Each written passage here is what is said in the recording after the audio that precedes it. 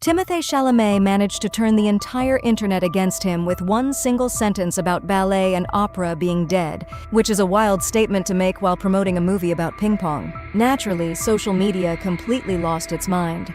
But this extreme meltdown was never really about ballet. What people are actually furious about is Timothée himself. In less than a year, he went from the internet's humble golden boy to being labeled an arrogant, unlikable nightmare. The public shift is staggering.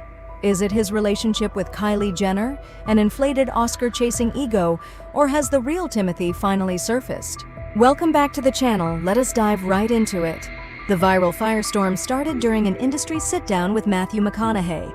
Timothée flat out declared that nobody cares about ballet or opera anymore, casually writing off centuries of high art while out promoting a movie about table tennis. The internet's response was instant and relentless. Professional dancers posted videos showing packed auditoriums, opera houses dropped sarcastic press releases, and TikTok flooded with parodies. But beneath the online outrage lies a bizarre contradiction. Timothée didn't just grow up near the arts. His mother, Nicole Flender, was a professional dancer with the New York City Ballet. Knowing he was raised in a household so deeply tied to that world makes his tone-deaf dismissiveness feel far more deliberate than accidental. Critics pointed out that while classical stage arts fight for basic survival funding, mocking them from a position of A-list privilege looks less like a sharp insight and more like classic punch-down humor.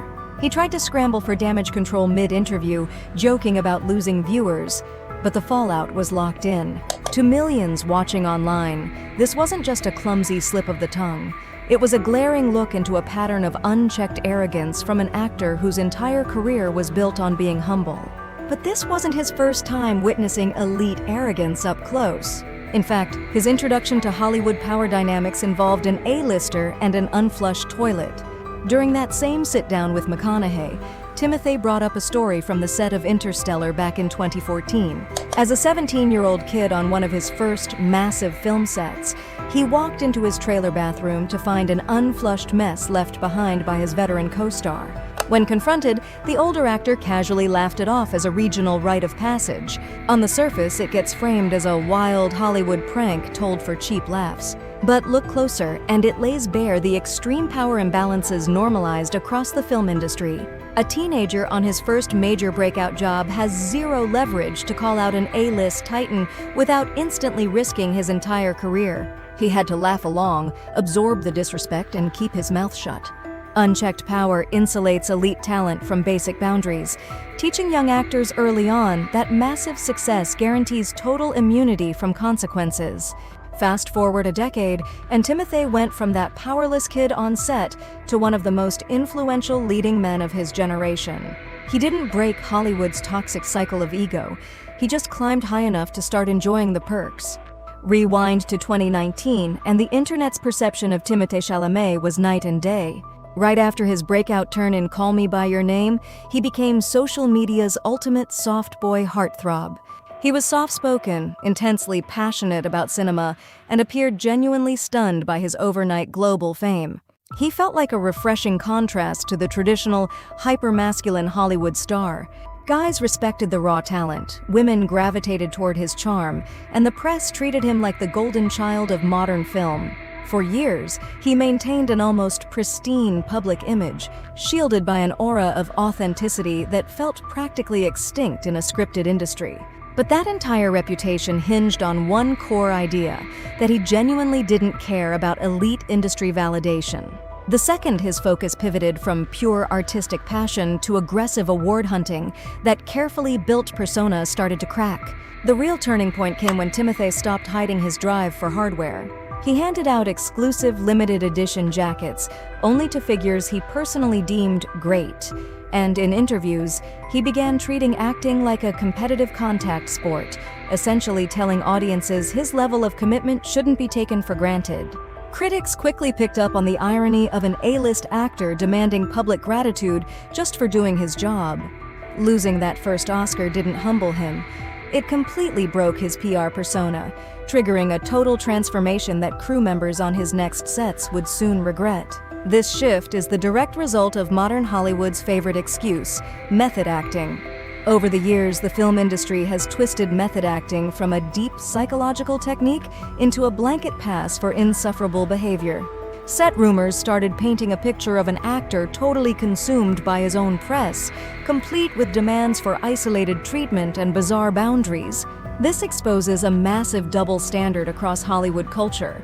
When male A-listers pull unhinged method stunts, it gets praised as total artistic commitment.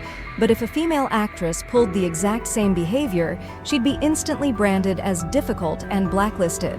When top actors demand personal chefs, private trailer compounds, or jet travel while crew members work grueling 14-hour shifts for base pay, it exposes a broken system.